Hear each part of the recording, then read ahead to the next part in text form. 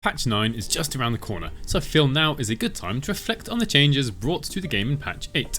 It's been a whopping 5 months or so since we got patch 8, which means it will be the longest time between any two major patches to the game so far. Whether this is the start of a new pattern of longer and longer waits remains to be seen. I'll start with what was perhaps the biggest addition, bards. They've been a staple of Dungeons and Dragons for a long time indeed, and many were happy to see the introduction of what is probably the most versatile class in the game. Although I know many people are still pining for paladins, so maybe others weren't so happy with the bards. Overall, bards as a class have been a success from my experience, especially with the addition of the musical instrument proficiency and all of the recorded lines from Vicious Mockery alone. We were granted a few new spells and two subclasses, Valor and Lore Bards. Valor Bards do their job well for the most part, but where many people have been vocal unhappy is with how reactions work, and for Lore Bards in particular. For those unaware, Cutting Words is an ability that uses a reaction and can reduce the attack roll, ability checks or damage roll of an enemy by 1d6. In D&D, players are of course free to choose when they use this reaction.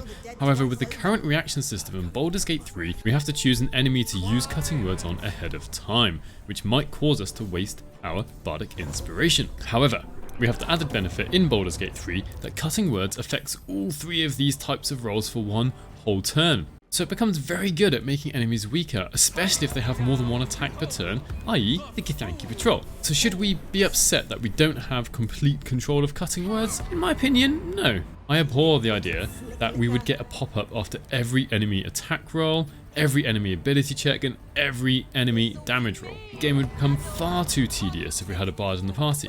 Even Solasta, lauded as the CRPG that follows 5e rules the best, has the same system as Baldur's Gate 3 in its recent update that included the bard, and they themselves call it a buff. Looking forward, Larian have dropped hints and messages. They are at least looking at the reaction system, so it's entirely possible that this will get changed at some point. Perhaps we will be able to set Cutting Words to work if an enemy gets a particular attack roll total, or to have it work on particular enemies. I must say that it would be nice if the reaction system did get a rework, and for example, Bardic Inspiration would be possible to use after an enemy has made a roll, because as it currently works, we have to choose to use Bardic Inspiration ahead of time, whether that's for us or the enemy.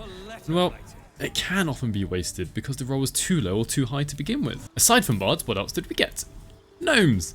From my experience of the D&D community, gnomes are perhaps the least liked race from the player's handbook. I'm not sure I completely understand why, but if you do search for gnome comments from Reddit in particular into Google, you will see what I mean. Should we be happy with the introduction of gnomes? I certainly think so.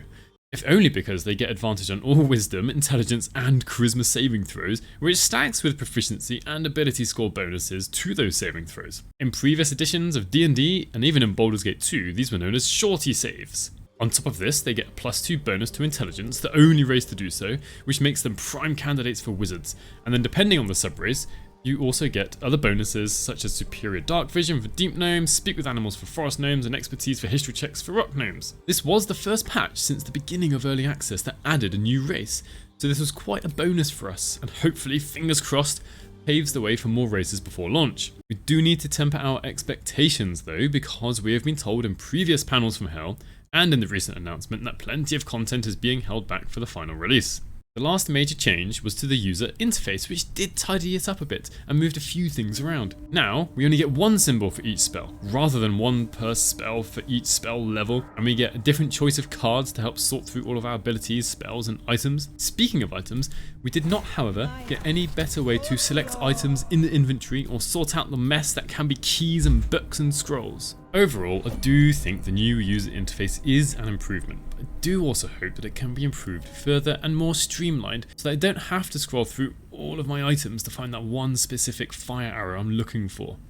In this example, perhaps there could be a symbol for arrows and then I could select the arrow that I want after that. Looking forward to patch 9, I imagine that it would be safe to expect at least one new class, which has happened for almost every patch since the Druid patch, patch 4, with the exception of patch 5. As much as I would like to play around with a new race, I wouldn't be surprised if we didn't get one in the upcoming patch. Regarding reactions, I do not think we will see any major change for patch 9, however, reactions are at least being looked at, whatever that entails. But from the wording of that, I very much doubt they would have anything ready for this patch. Pretty much every patch has seen an improvement of the cutscenes, we've already had Swarm AI introduced, new magic items and other minor changes, which are harder to predict but very much anticipated. Let me know what you thought of patch 8 and what you want or expect from patch 9. Do consider subscribing. Thank you very much for watching, and I'll see you in the next one.